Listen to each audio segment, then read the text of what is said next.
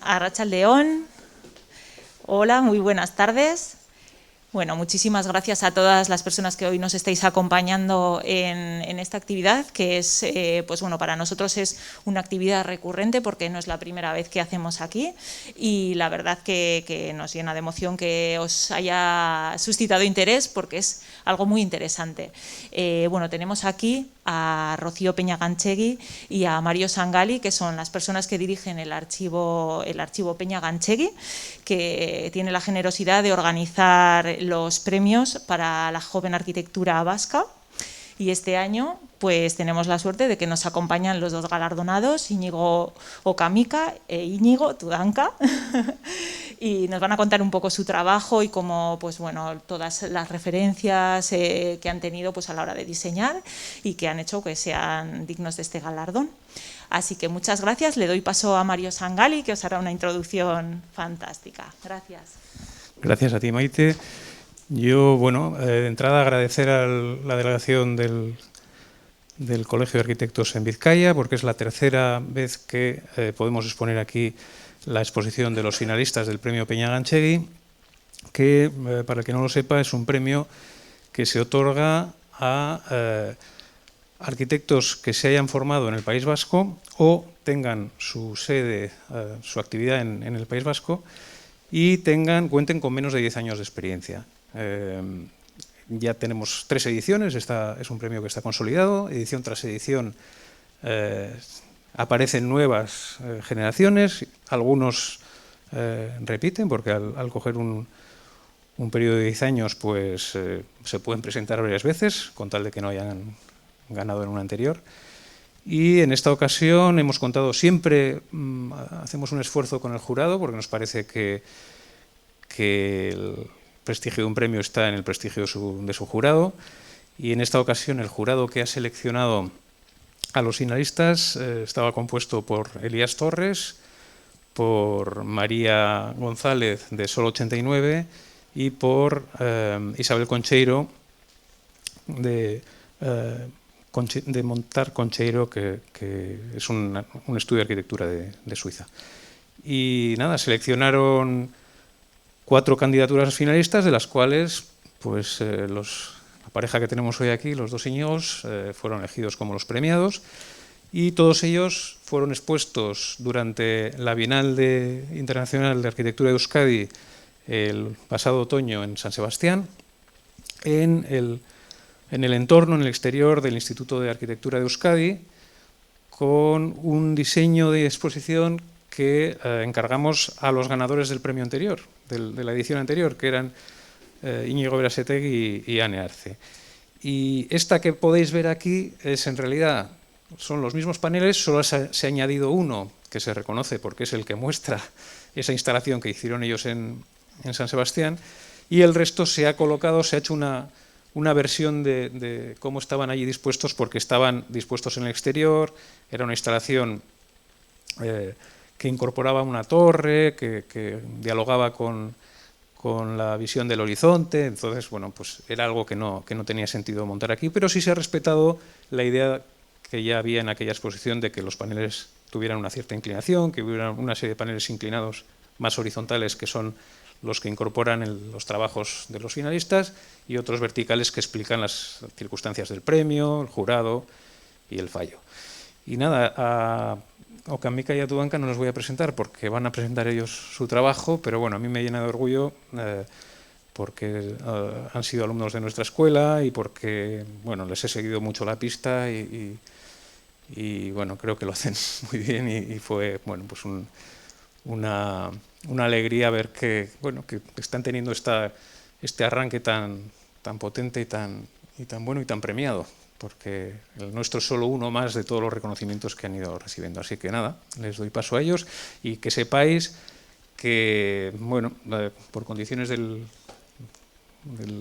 dichoso COVID no habrá ningún tipo de aperitivo, pero la idea es que al acabar la charla por lo menos podamos hacer una visita conjunta de la exposición, y que en 2 semanas tenemos otra conferencia, en ese caso de los serán unas charlas breves de los 3 equipos premiados, y para cerrar dentro de un mes la estancia, algo más de un mes, el 10 de junio, el 10 de junio, tendremos una conversación abierta en torno a la joven arquitectura vasca. Así que, sin más, les doy paso a Okamika Ituanga. Bueno, buenas tardes. Lo primero, gracias Mario por la introducción y gracias Rocío por lo que toca también. Gracias al colegio por acoger la exposición y estas charlas. Y bueno, para los que estuvisteis en la de Mugak, en la de la Bienal, la charla os va a sonar mucho porque, bueno, han pasado pocos meses y no hemos avanzado tanto en, en nuestro recorrido. La charla se llama La oportunidad de los límites y viene a resumir un poco el primer recorrido, digamos, desde que acabamos la carrera, o sea, desde que hicimos el máster habilitante hasta justo el momento en que hicimos la propia charla de Mugak, con el proyecto que nos invitó el Instituto de Arquitectura a hacer una intervención en firma en su fachada.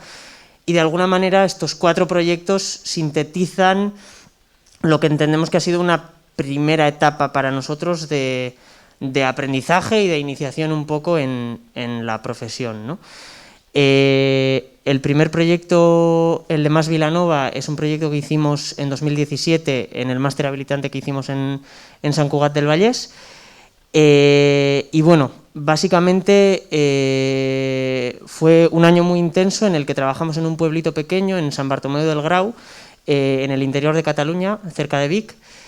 Y esta fue la primera imagen que tuvimos que poner, digamos, como primer ejercicio en la primera semana para hablar sobre la temática, digamos, o la línea de investigación un poco por la que íbamos a ir recorriendo en el máster.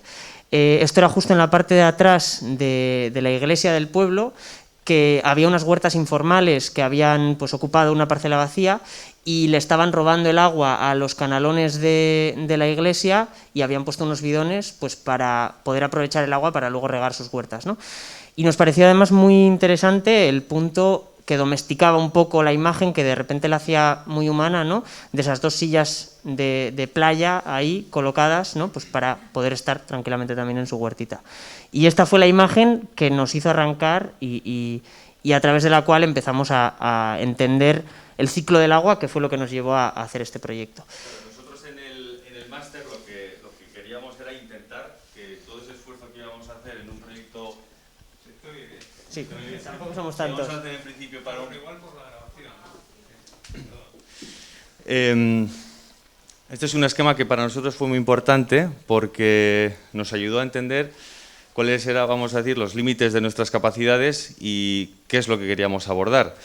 En la línea de abajo hay una escala de tiempo y en esta escala de tiempo está reflejado lo que nosotros podíamos llegar a abarcar en un año de trabajo, ¿no? Entonces, en un año entendíamos que podíamos llegar a un trabajo pues casi pequeñito, de un particular. En más tiempo podríamos llegar a un proyecto, vamos a decir, de más calado y así sucesivamente hasta encontrarnos con el ayuntamiento, con los consejos comarcales, con la Generalitat y tal, ¿no?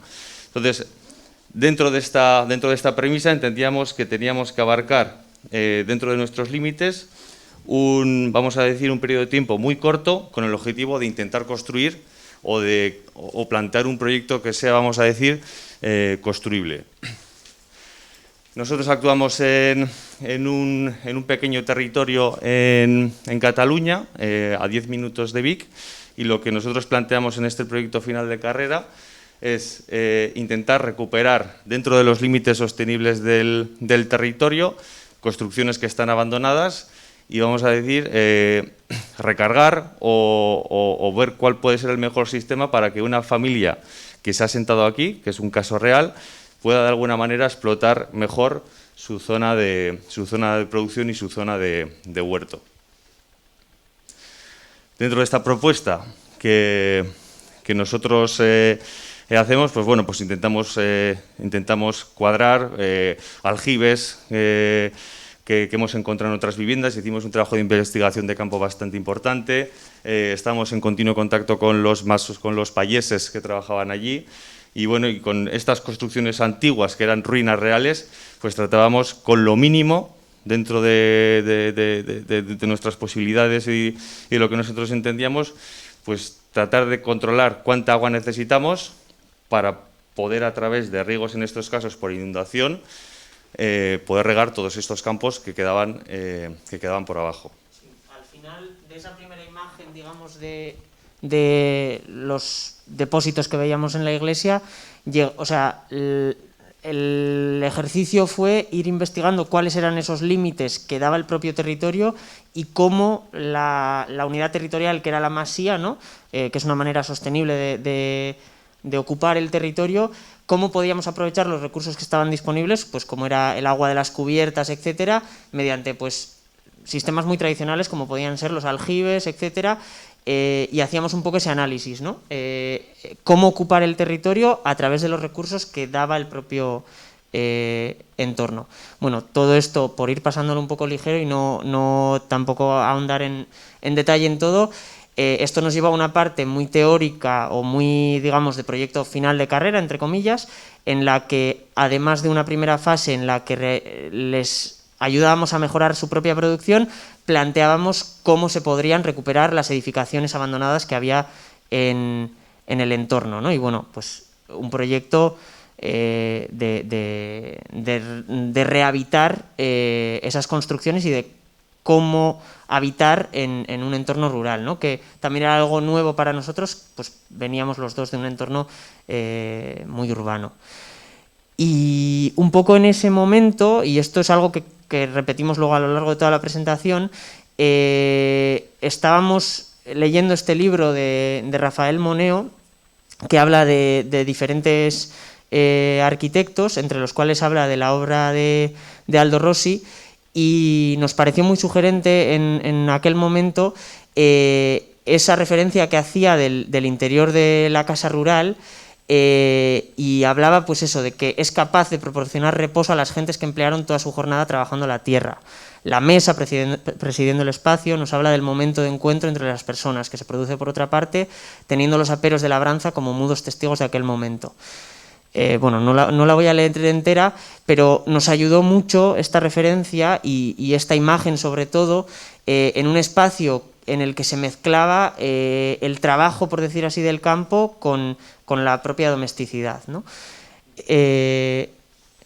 Y bueno, en ese sentido, por ir avanzando, la primera fase, que fue la que pudimos llegar a autoconstruir al final del máster, se enfocaba en la huerta que tenían los que vivían en la propia masía, digamos, y trataba básicamente de recuperar unas aguas pluviales que se estaban perdiendo, añadiendo un pequeño depósito para poder regar todos los frutales y una huerta que querían ampliar a futuro aquí abajo, y hacer un gallinero, un corral de aves para gallinas de puesta de huevos y pollos para comer, para autoconsumo, que tenía la particularidad, digamos, de que había zorros y aguiluchos en la zona y necesitábamos, digamos, una envolvente que lo cubriera tanto de los ataques desde el aire como desde los ataques por tierra, ¿no? Por decirlo así.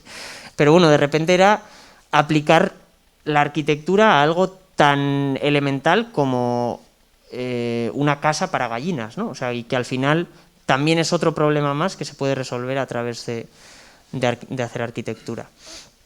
Bueno, y perdona, Tudanka, que si no me enrollo yo. Sí, igual es más fácil que andar aquí haciendo... De nuevo los límites, ¿no? Saber un poco qué teníamos y de qué podíamos disponer, ¿no? Este es el diseño final del gallinero que se acabó autoconstruyendo, pero para llegar a este momento, claro, pasamos por unos diseños, vamos a decir, que tenían más arquitectitis, y que cuando los llevábamos, vamos a decir, a la realidad con nuestros recursos, con nuestros compañeros de clase en ese momento que nos iban a ayudar, veíamos que no era posible o que se nos iba el presupuesto, simplemente porque tenía más o menos madera. Entonces eso nos llevó casi a sacar todo el material posible y sustituir pues, las maderas por cables, y que todo, vamos a decir, estuviera como una especie de equilibrio en el que, si no funcionara en esa dirección, no podría existir. Y pasa un poco la imagen.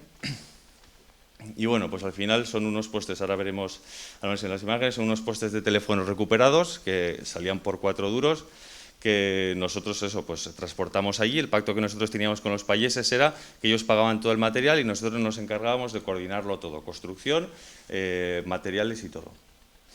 Este sería el depósito que planteamos. Luego hablaremos un poco más de la materialidad, intentando también con el mínimo conseguir todo lo posible. Bueno, estos son los postes de teléfono recuperados y un poco tratar de aprovechar todos los árboles que ya disponía el huerto, que servían de sombra, casi de alimento también, porque todas las frutas que se caen de esos árboles, que son árboles frutales, se las comen las gallinas. Intentar casi pues hacer un velo pues para que pudiesen tener como más producción de pollos y de gallinas. Y bueno, y al final nos dábamos cuenta que haciendo lo que podíamos, intentando exprimir los materiales al máximo, pues que surgía algo, surgía pues una arquitectura, surgía pues este velo, esta malla a través de la cual se ve el paisaje, que con estos postes pues ordena esa zona de gallinero, y empezamos, yo creo que en estos momentos casi a soltarnos lo que queríamos y empezamos casi a entender que las cosas tienen como su propia naturaleza y que casi hay que encontrarla, que hay que buscarla. Lo que comentaba también Tudanka del tema de no daba el presupuesto o no éramos capaces de construirlo, o sea, el encontrarnos con esos límites, digamos, que en nuestro caso eran muy rudimentarios porque teníamos que llevarlo a cabo con nuestras propias manos y sabíamos de construcción sobre el papel, pero no nos habíamos puesto nunca a hacerlo con nuestras propias manos, ¿no?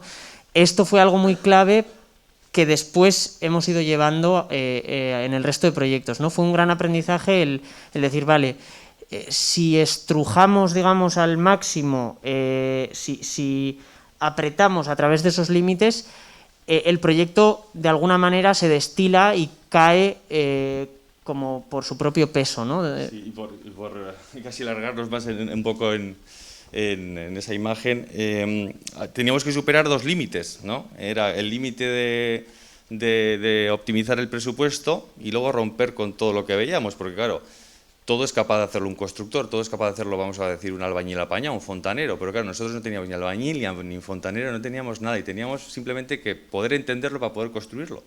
Entonces, claro, todas las cosas que planteamos todavía tenían otro apretón para poder nosotros concebirlo, porque si no, no podíamos hacerlo. Entonces, romper todas esas barreras, que fue lo que sucedió en este proyecto final de carrera, ha sido clave en todo lo siguiente que vamos a contar. Y bueno, esto es como un barco, son como las vergas de un barco, con unas argollas en la parte superior y otras argollas en la parte inferior, y a través de estos puntos intermedios se tensan más o menos los cables para terminar de que todo esté en equilibrio. Vamos a agilizar un poco. Estos serían detalles de la parte superior, un poco de cómo se tensan en ese punto que solo puede funcionar de esa manera, y esas serían las argollas, ¿vale? Y bueno, al final es a través de ordenar con elementos muy rudimentarios y muy sencillos, ¿no? Una malla electrosoldada para hacer gaviones, unas chapas que nos cortaron, no me acuerdo ni cómo, pero a través de ordenar elementos muy rudimentarios conseguir, pues eso, un elemento arquitectónico que funcionase y que fuese absolutamente a lo esencial, ¿no? Por ejemplo, la puerta del gallinero, o sea, son casos reales. Queríamos utilizar un panel ondulado de policarbonato que nos gustaba mucho, que habíamos visto por ahí, que hubiera sido lo que hubiéramos puesto en un proyecto normal, pero claro, decíamos, ¿y si el viento? ¿Y si qué pasa? Bueno, de ahí pues había que restarle material a eso, había que restarle, vamos a decir, planidad, hasta que se encontró la malla, o sea, tenía que ser, o sea, no podía ser otra cosa. Y bueno, sí. Sí, vamos a agilizar un poco porque si no, nos quedamos aquí. Es muy importante este proyecto para nosotros, pero bueno, todo al final tiene su aquel. Esto también, probablemente aprendimos más, lo hemos comentado muchas veces, en este depósito Tontón que en el gallinero. Esto lo meditamos mucho. requería, vamos a decir, como más esfuerzo, había que contener agua, tenía que haber cierto cálculo, cierta resistencia, y al final optamos por una solución de bloques que eran capaces de hacer de encofrado y de medio estructura a la vez, que van armados por dentro. Entonces se colocaban sabiendo que iba a ser fachada final y cada vez iban a ser como los contenedores del hormigón que iba a haber dentro. Con lo cual, de nuevo, pues esa especie de límites otra vez, de con lo que tienes hacer lo que puedes, y que luego la gente pues sea capaz de ayudarte y tú poderle coordinar. Y bueno, esto también es otra cita de Herzog y de Meuron. La arquitectura no tenía que depender de lo externo ni buscar la expresión personal. Debía ser el resultado formal de su propia lógica. La búsqueda del origen parece como propósito que inspira y guía la obra de estos arquitectos. Esta captura del originario lleva, por un lado, a simplificar la forma hasta extremos que no quepa en modo alguno hablar de expresión y, por tanto, indagar cuál es la naturaleza de los materiales, cuál es su potencia. Pues al final no sabes qué cosa. O sea, este libro lo estábamos leyendo en paralelo que íbamos a presentar el proyecto final de carrera y pues no sé, son como citas como que iban llegando y que probablemente hablan. Son casos que vamos a decir que de aquí hay algo de lo que nosotros planteábamos o de cómo entendíamos nosotros lo que estábamos haciendo. Sí, sin querer comparar, por supuesto, el depósito de aguas con el Recall Storage Building de Herzog y de Meuron, que bueno, evidentemente está en otra categoría de estrellato. Pero bueno, al final era una cosa muy sencilla a la que le pusimos muchas ganas y que nos dio mucho en el sentido de que de aquí extrajimos mucho aprendizaje, ¿no? Muchas cosas que nos llevamos para después. Bueno, estos son fotos un poco del proceso de obra, ya ves que son... ya veis que son compañeros del máster, somos nosotros que siempre nos solíamos sacar una foto cada vez que terminábamos la jornada con la gente que había venido a participar ese día. Fueron 30 y tantas jornadas entre el gallinero y el depósito. Y bueno, pues también nos dio un pequeño aprendizaje de tocar el material, porque nunca habíamos estado, por ejemplo, con los pies metidos en hormigón. Y bueno, pues también en ese sentido fue una experiencia interesante. O nunca habíamos tenido que doblar ferralla, ¿no? Y bueno, pues de alguna manera nos ayudó a saber qué es físicamente hacer todas esas cosas.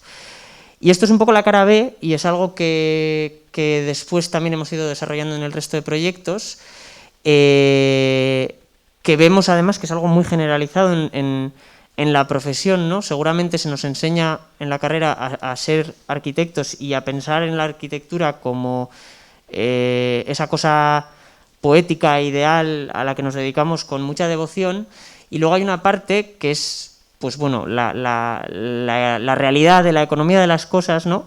Y cuánta parte, digamos, del esfuerzo que supone un proyecto, todo lo que hay detrás, cuánta está remunerada y cuánto pues se hace por amor al arte, ¿no? Que es algo a lo que somos muy dados en la profesión.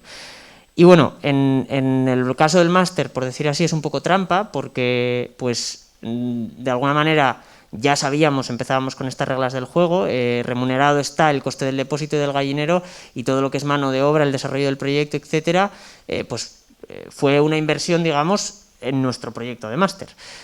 Pero bueno, este rosco, por decir así, esta manera de leerlo, sobre todo por ser conscientes de qué supone el esfuerzo que hacemos, las horas que invertimos, lo aplicamos a todos nuestros proyectos, ¿no? Pues, y a veces, pues, con mayor o menor alegría. Vale, esto sería el... Vamos a intentar ir un poco más ágil en el siguiente igual, porque si no... Este sería el jardín intemporal, lo llamamos así, es un concurso que ganamos ex aequo para hacer la parte exterior del pabellón de España en la Bienal de Venecia de Arquitectura. Y no, esto sería una imagen superior, un poco. Bueno, lo que nosotros planteábamos era, bueno, la pregunta que se nos hizo, lo que planteaba el concurso es: hay un espacio exterior en el que se quiere hacer algo. Había vamos a decir, una línea curatorial general para toda la Bienal que hablaba del free space, ¿no? Y casi pues cómo gobernarlo, cómo manejarlo o cómo plantearlo, ¿no? Y nosotros, dentro de dentro de ese paraguas y yendo un poco al pabellón de España, en el que lo que ellos proponían se llamaba Becoming, ¿no? Como, en el que había como muchos estudios jóvenes participando, ¿no? Nosotros lo que planteamos aquí casi era vamos a decir,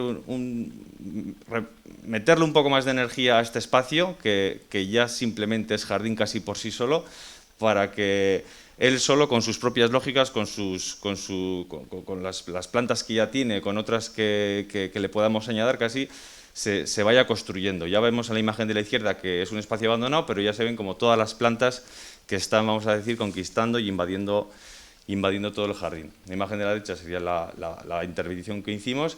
Bueno, lo bonito de este proyecto, esto sería una referencia también que para nosotros fue bastante importante, de cómo entender esta especie de plantar la célula, plantar casi el germen, y luego ya ese germen, ese jardín, está en movimiento. Ese jardín, vamos a decir, se va comunicando y tiene sus propias lógicas, con lo que nosotros como arquitectos intentamos actuar siempre casi desde poner lo mínimo posible, indispensable, para que luego eso casi pueda coger toda la autonomía posible casi por sí solo. Esta sería la situación en la que nosotros nos encontramos, que sería una situación de abandono, sería un esquema en el que todo está, pues como habíamos visto, pues con todos esos plásticos, con las plantas que ya tiene, que ya están enraizadas. Nosotros hacemos una pequeña plantación, añadiendo simplemente unos parterres de tierra y unas plantas extra adecuadas para ese clima y para ese territorio.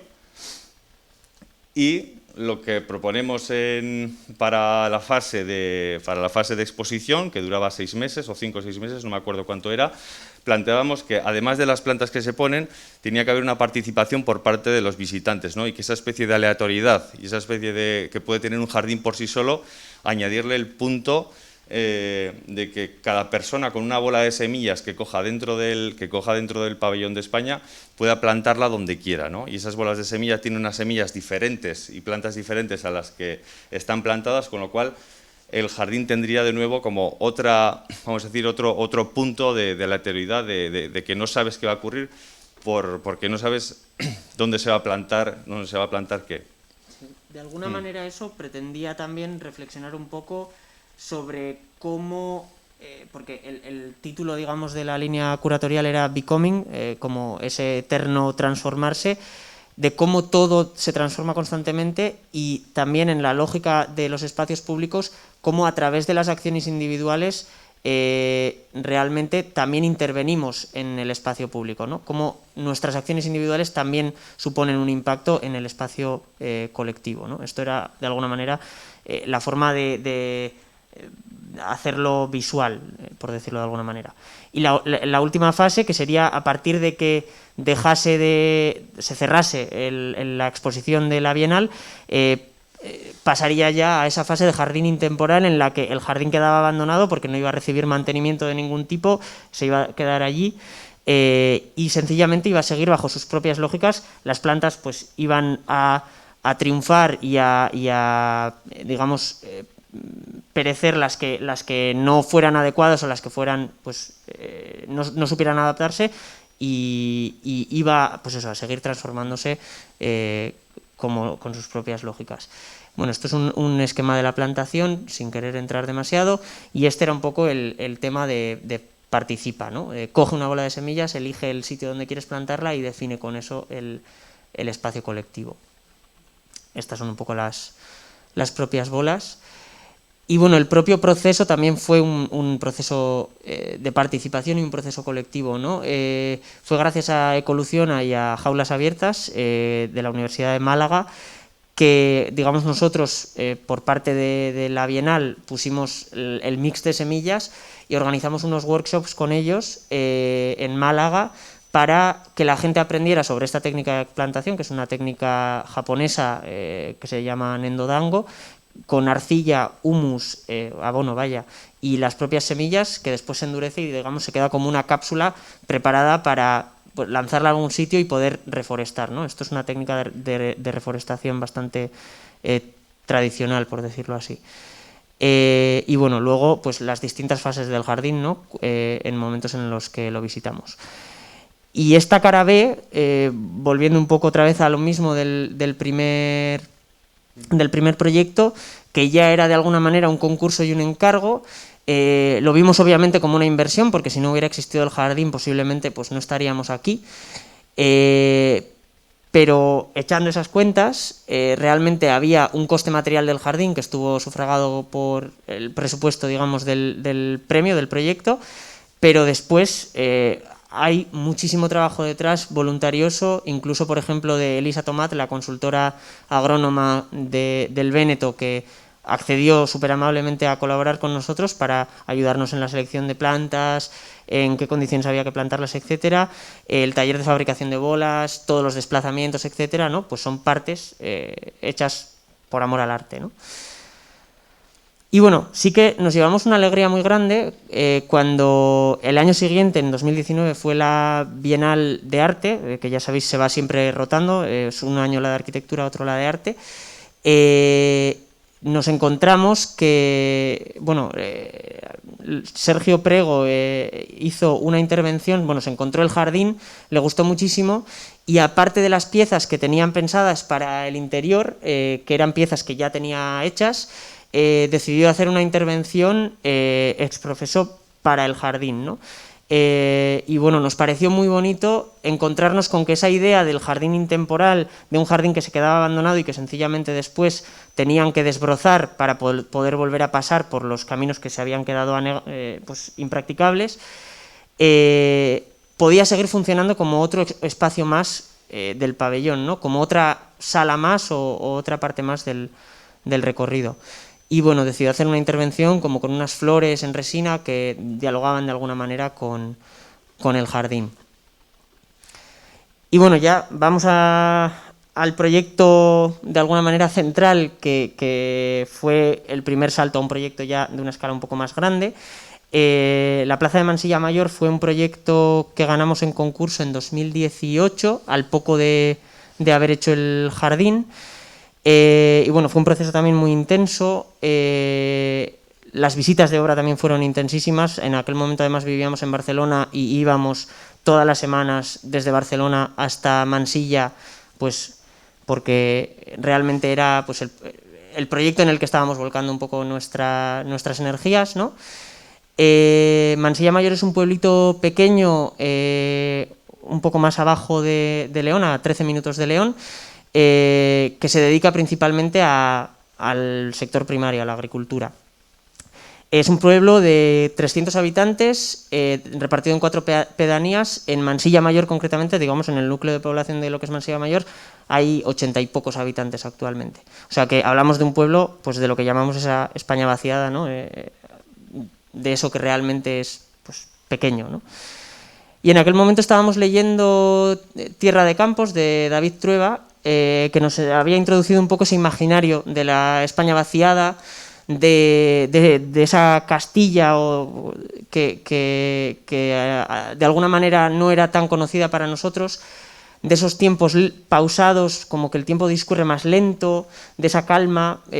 Había un poco esa referencia literaria que bueno, nos aportó la lectura de esta novela. Y la referencia, por decir así un poco poética, en la que se basa el entramado de la plaza, que en el concurso titulamos Tierra de Campos, era precisamente eso, ¿no? Esa tierra de campos, esa tesela que forman los campos, ¿no? Que es tan característico pues, de Mansilla Mayor, que está bañado por el Porma y el Esla, y era lo que quisimos trasladar al pavimento de la plaza. Este concurso lo ganamos el año después de ganar el Jardín Intemporal y el Jardín Intemporal fue el año después de terminar el máster. Entonces están muy encadenados y ese pensamiento está como muy junto. O sea, una cosa se solapa con otra y en esto que hablábamos de antes del gallinero, cómo se encuentra el proyecto en lugar de tú buscarlo, ¿no? Llegar a ese punto en el que no puede ser de otra manera, ¿no? Y tú casi poner esa mini partícula de energía y que luego él crezca a su aire, con su personalidad, y tú casi solo ir como insuflándole un poquito de tema. En la imagen anterior, por ejemplo, lo que buscábamos con este tipo de referencias y lo que nosotros buscamos un poco en general es llegar a ese punto en el que el proyecto cobra su propia fuerza y veíamos como en este territorio, ¿no? Teselado, casi de manera, está teselado desde luego por el ser humano, pero casi de una manera accidental, ¿no? Pues me pongo el límite por aquí porque por aquí pasa el camino, pues porque por aquí pasa el río, pues que por aquí no sé qué, no cuántos, y buscar en esa especie de cosa aleatoria ese orden, ¿no? que nosotros tengamos casi que entender y que trasladar a la plaza, en este caso, a este proyecto, y que de alguna manera casi que el proyecto esté casi como un poco por delante de ti, como que te esté como superando, encontrarle cuál es su personalidad. Había un escritor que en una entrevista de estas de A Fondo que hacía el señor este en blanco y negro, que decía que cuando él hace los personajes, cuando él construye los personajes, dice que al principio es cuando les tiene que dar mucha energía, pero que dice que cuando la novela ya empieza, que él dice que hay ciertas cosas, dice, que no les puede hacer a los personajes. Que esos personajes ya tienen un norte, ya han hecho ciertas cosas, y hay ciertas cosas que ese personaje ya no va a hacer.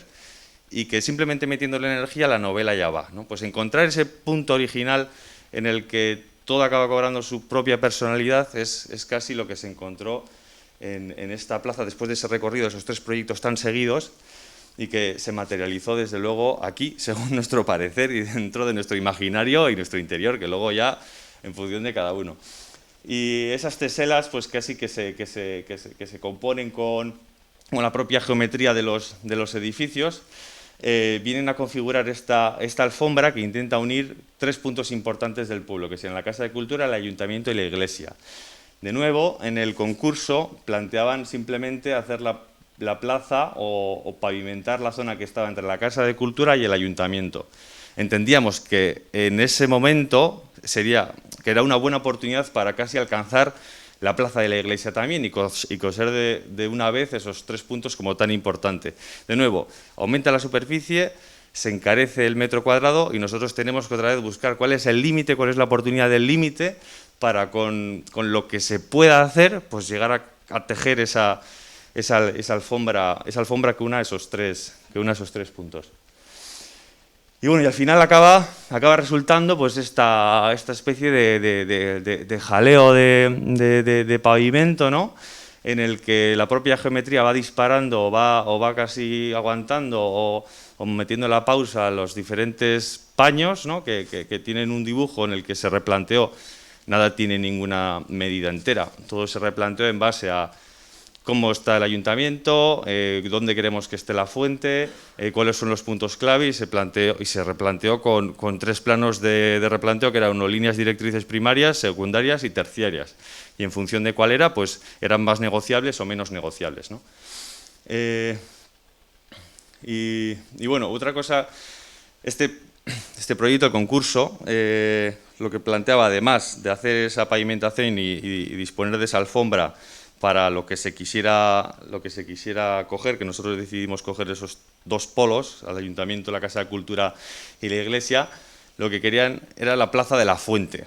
Esta es una fuente artesiana, es una fuente de agua natural, por la cual mana agua que está en el subsuelo. Antes manaba mucha más agua, entre que han disminuido las lluvias, entre que hay más riego, pues ha disminuido bastante el caudal, y antes tenían varios caños y ahora solo tienen uno. Entonces, en el imaginario de la gente, en el recuerdo de la gente, está las veces que jugaban con el agua de las fuentes, las veces que se ponían de barro hasta las rodillas, las veces que han jugado allí cuando eran pequeños, que nos recordaban que a veces había hielo, entonces era como un punto muy importante, o sea, había que darle como una importancia, como una especie de... tenía que ser como un centro que transmitiera como mucho más.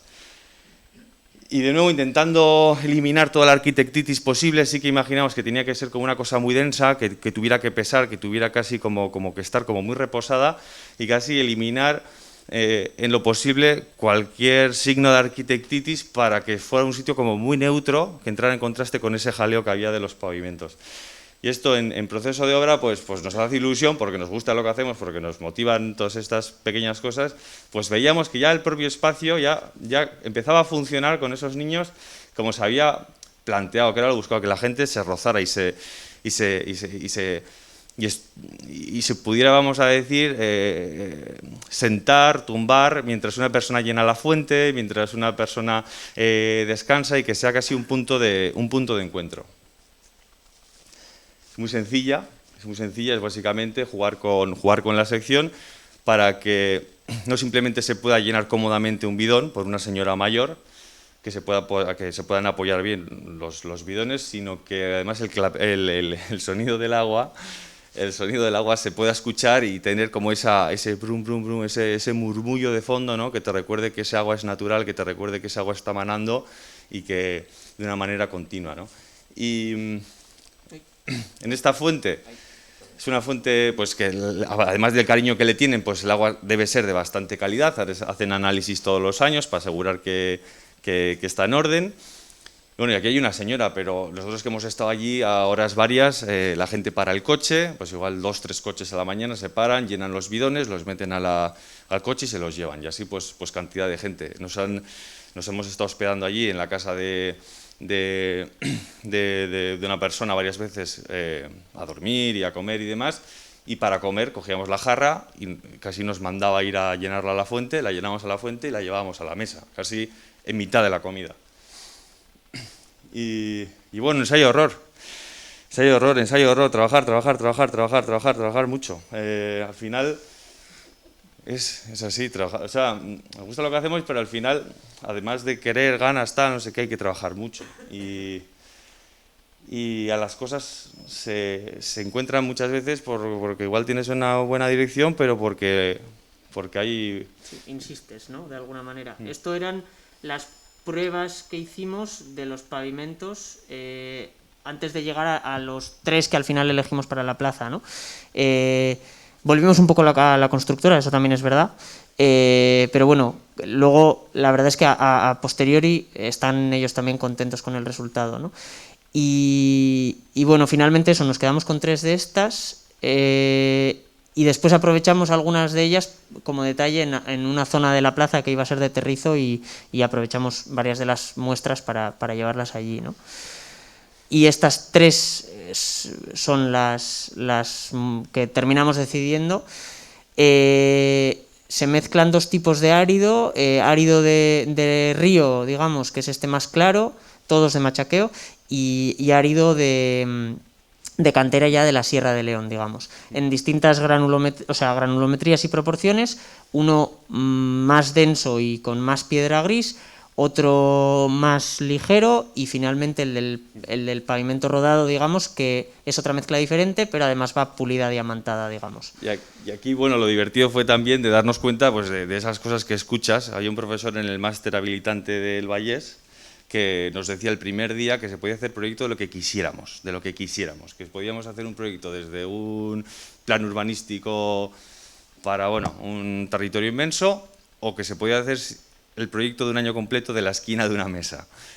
Y nos reíamos, porque no lo entendíamos, y ahora igual pues tampoco, pero bueno, con este detalle veíamos también, o sea, imaginándonos esto, casi este esquema de que con el mismo material, modificando los ingredientes, trabajando los ingredientes como una receta, ahora más lavado, menos lavado, aquí puedes decidir cuánto color metes de un árido, que lo decidíamos, fue ensayo, cuánto se lava, que se puede lavar 2, 3, 4 milímetros, cuánto se puede lavar, si se es pulido o no, cómo se queda el pulido, qué árido tiene que tener el pulido, cómo es el otro hormigón que tiene más arena, que es el de abajo a la derecha, con respecto al otro, cómo contrastan entre ellos. Y casi de esta esquina, de este detalle, es que brota toda la alfombra del resto del proyecto. Es decir, que hay como mucho contenido en casi esa esquina de la mesa que decía esta persona. Y...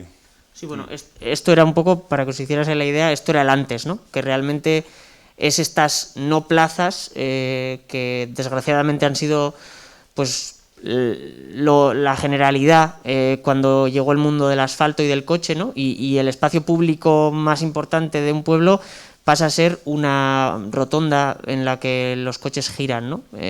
Cuando en un pueblo de este tamaño no tiene ningún sentido porque ni siquiera hay un orden de tráfico, ¿no? La gente va por donde quiere, aparca donde quiere, porque pues eso, es de alguna manera muy informal, ¿no? Y bueno, esto es un poco el resultado una vez realizada la intervención. Sí, como también como igual se entra, ¿no? Ganas un concurso, qué felices estamos, vamos a hacer un proyecto que va a sonar un montón, cómo nos gusta, tal, no sé qué.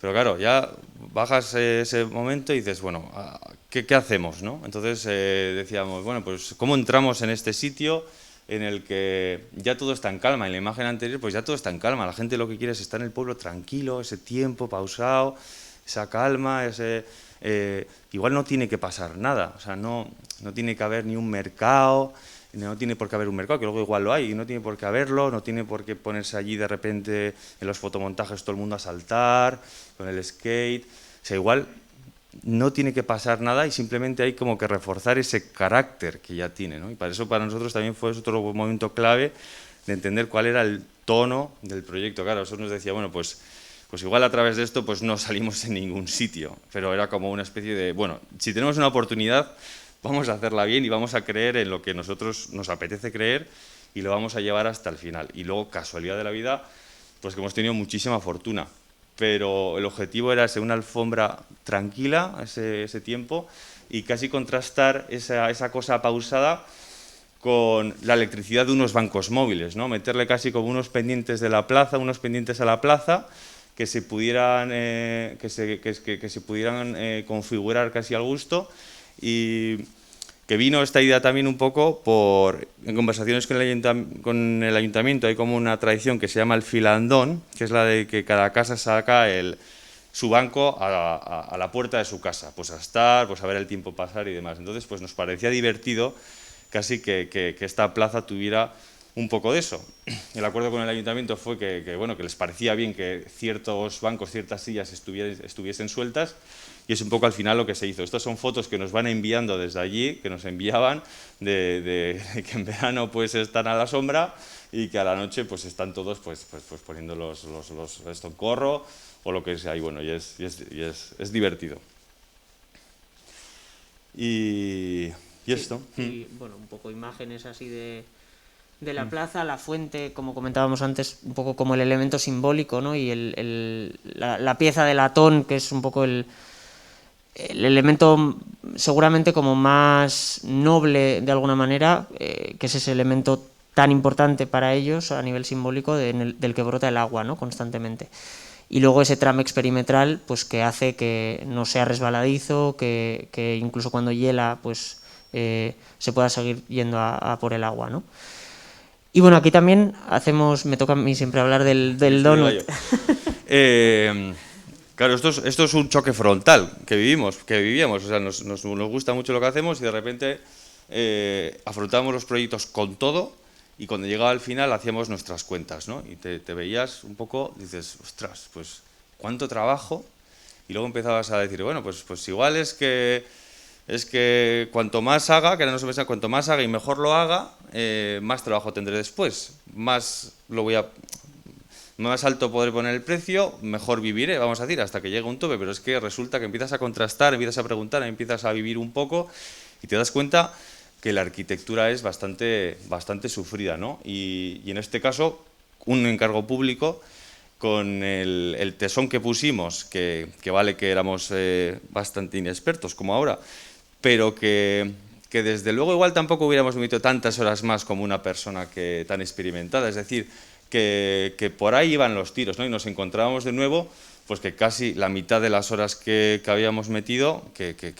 es que nos estaba saliendo casi a perder, que cubrimos costes y ya está. Y hacíamos viajes de Barcelona, o sea, todas las semanas, Barcelona-León, León-Barcelona, que encareció mucho el presupuesto, pero aún así hacíamos cuentas y veíamos que era pues...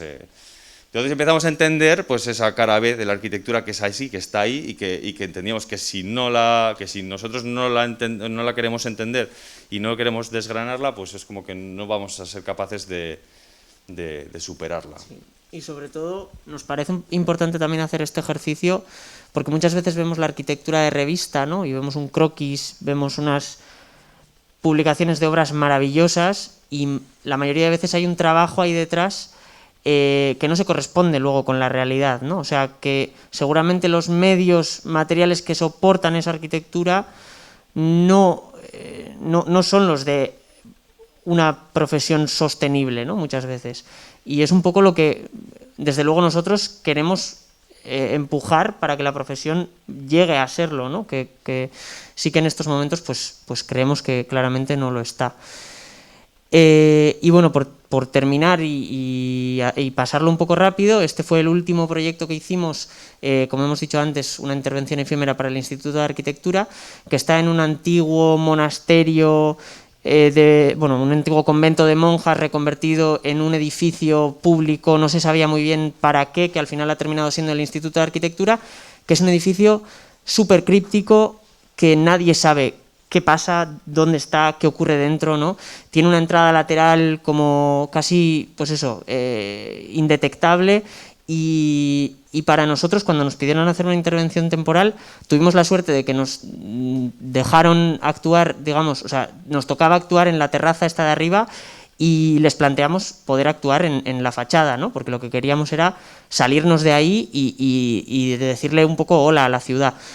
Y la intervención, básicamente, ese era el planteamiento, ¿no? Hacer una intervención, evidentemente, pues con 2 duros, porque era una intervención efímera para pues, una duración muy corta, y el planteamiento era generar un diálogo entre el Instituto de Arquitectura, entre la terraza del Instituto de Arquitectura y la calle, ¿no? Entonces, la intervención se llama Nordagor, ¿quién anda ahí? Y son unos tubos que, pues un poco como el juego de niños de los yogures conectados por una pita, pues funciona como un telefonillo para poder hablar entre arriba y abajo. Y bueno, esto era un poco el estado de la fachada, ¿no? Entonces al final, básicamente, bueno, ya estaba intervenida por, digamos, el arte urbano, de alguna manera, ¿no? Y era, pues, sencillamente añadir una capa que también sabíamos que iba a durar 2 telediarios, así, ¿no? O sea, evidentemente, si vamos ahora, están otra vez presentes todos esos grafitis, y bueno, desgraciadamente también, y eso sí que no lo teníamos tan presente, hay varios tubos que ya los han medio arrancado. Lo de las pintadas sí que nos lo esperábamos más, pero lo de los tubos no tanto. Sí. Era barra libre para hacer lo que quisiéramos con el presupuesto dado, era también a ver qué pasa, a ver hasta dónde podemos llegar y plantear en este proyecto. Se salía ya en tiempo de esa línea temporal que teníamos, pero casi decíamos, vamos en esta ocasión que tenemos barra libre a poner todo a destilar todo lo que podamos de lo que tenemos, a donde hemos llegado y pasárnoslo bien. Y bueno, te pasando si quieres. Bueno, tenemos este sitio privilegiado y que al final es eso, un edificio muy críptico, pero que de repente tiene pues esa terraza, ese sitio privilegiado que dices, bueno, pues si llegas ahí casi es que puedes conectar ya con el casco viejo. Y en esto de destilar todo al máximo, y un poco del jardín intemporal, de que la gente termine como de activar el proyecto con las semillas y tal, casi plantear lo mínimo indispensable para que el proyecto cobre vida en el momento que alguien habla y pregunta qué pasa, quién anda ahí, qué ocurre al otro lado, hay algo, de verdad hay algo, hay gente pues que se termina de asomar aquí, porque este sería, vamos a decir, en la parte de arriba, el final del recorrido de la exposición que hay dentro. Y a veces pues hay diálogo, estábamos allí incluso con los tubos a medio poner y preguntaban hola, tal, había muchísima persona francesa y te preguntaban y se empezaron a preguntar qué es lo que ocurría allí, ¿no? Pintamos aquello del IAE y bueno, era como divertido, estaba como funcionando y la gente se percataba de que algo ocurría en el otro lado. Sí que es cierto que luego tiene el punto de que el instituto tiene un horario relativamente restringido.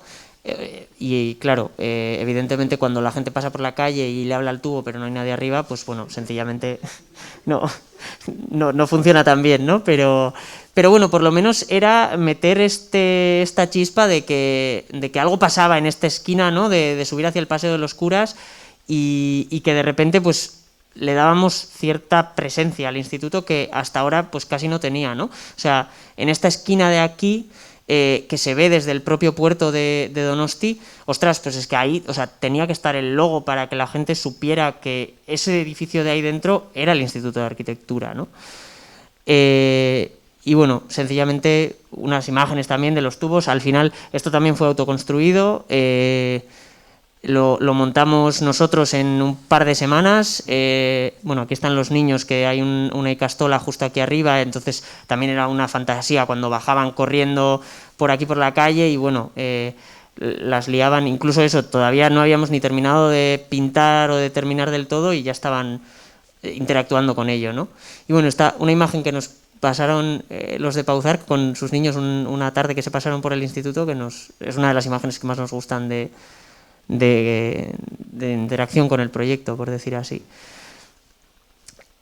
Y eso, como comentaba, pues esta esquina, ¿no?, que se quiere casi como asomar aquí al puerto de Donosti.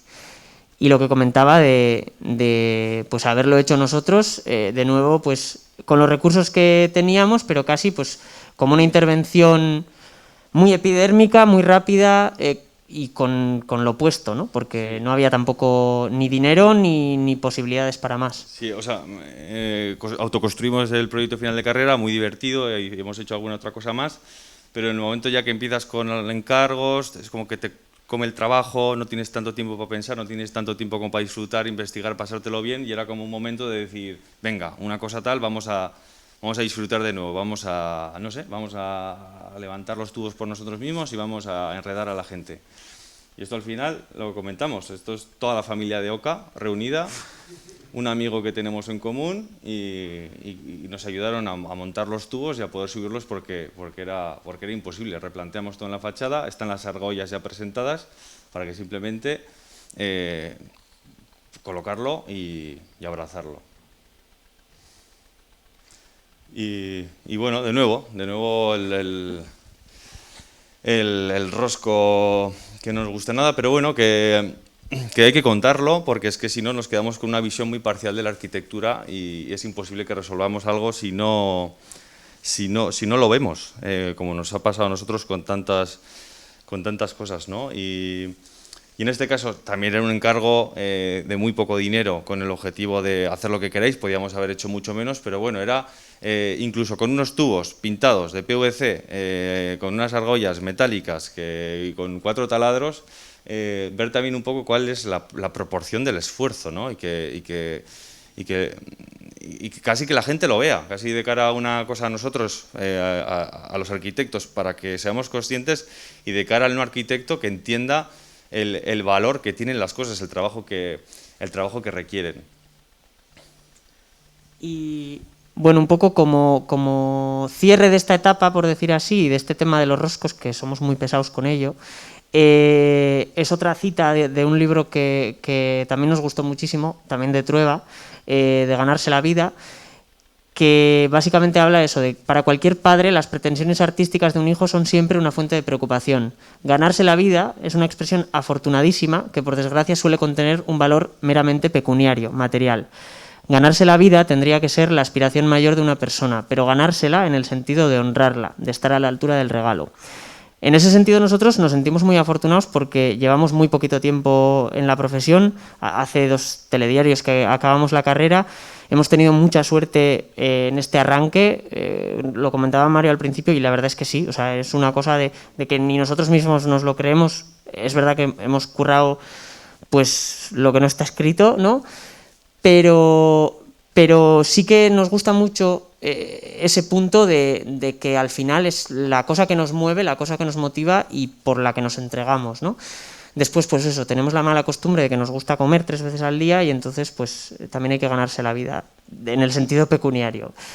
Y bueno, en ese sentido de ganarse la vida, queríamos acabar, y ya nos damos más la chapa, que estamos alargando quizás mucho, pasando unas imágenes de uno de los proyectos con los que estamos ahora, que está a punto de acabarse, que todavía no hemos llegado a cerrar del todo, que es un restaurante en La Rioja y es nuestro primer edificio, digamos, de los pies a la cabeza, ¿no? O sea, es la primera cimentación cubierta y tal que hemos llegado a construir. Y lo queremos pasar, pues eso, relativamente rápido. También, de alguna manera, sintetiza muchísimas cosas que nos traemos en la mochila, ¿no?, de aprendizaje de los proyectos que ya hemos vivido, ¿no? Al final es un edificio de unos 400 metros cuadrados y otros 400 más o menos de terrazas exteriores y jardín, y todo eso que hemos ido aprendiendo pues, durante el proyecto del jardín intemporal, con el interés que tenemos por la arquitectura del paisaje y la jardinería, etcétera, etcétera, ¿no? Pues son cosas que vamos metiendo en la mochila y que vamos trasladando a los proyectos. Al final, en los proyectos pues hay siempre poco dinero, urge mucho, nunca hay dinero para nada. Entonces nosotros ya entramos a ese límite volcaos. No hay dinero, hay pocos recursos, con lo cual pues hay que pensar, vamos a decir, en pequeño. Pero al final te das cuenta que es como una receta de cocina, que con patatas normales y con un chorizo de no sé qué y tal, no sé qué, y depende cómo lo hagas, pues puedes hacer un plato humilde con unas patatas con chorizo, como muy sabrosas. No digo patatas con chorizo porque hace poco el cocinero que va a llevar el Echaurren hizo unas patatas con chorizo que me han dicho hoy que estaban impresionantes. Entonces, va un poco también por ahí, o sea, que al final esta valla o estos son tubos normales que al final la gracia la pueden tener en la unión, cómo se apoyan el uno con el otro, ¿no? Que casi, pues que parece que están unidos y al final que sea un punto de soldadura el que los une, ¿no? Y darle que quizás ese punto casi de ingrávido que parece que se va a desmantelar. O encontramos, por ejemplo, que en la valla entramos directamente al límite y cuando tenemos más o menos planteada nos reunimos con el herrero para intentar que con elementos estándar, él es estándar, malla electrosoldada estándar, medidas que él pudiera fácil concebir, casi plantear una valla al mismo precio que lo que nos podíamos permitir, ¿no? Y se trata casi de desgranar y encajar esos ingredientes humildes de una manera que liguen muy bien, ¿no? Para conseguir ese plato sabroso, ese espacio singular que no tiene otra pretensión más que esto funcione bien y que la gente pueda estar a gusto, más que decir, pues mira, que es súper cacharro. Pero al final acaba surgiendo que a través de esa combinación de ingredientes pues surgen como cosas pues especiales, al menos para nosotros. Y hay tanto amasijo un poco aquí de hierros por un tema estructural y ahora no se ve, tenemos alguna foto que nos han mandado hoy. La pérgola esta pues está pensada para que todo pueda ser cubierto por, vamos a decir, una superficie vegetal y que por encima haya un toldo que pueda ser capaz de cubrirlo, manteniendo toda esa vegetación incluso en un día de lluvia o en un momento nocturno, ¿vale? Y bueno, y acabamos ya. Básicamente eso, era traer un poco estos últimos detalles y nada, cerrar un poco pues eso, labrándonos, o sea, que seguiremos labrándonos un poco este caminito que es tan forzoso, ¿no? Bueno, en el que hay que trabajar tanto, pero bueno, nada más, perdón por la extensión de la chapa. muchas gracias. Y gracias.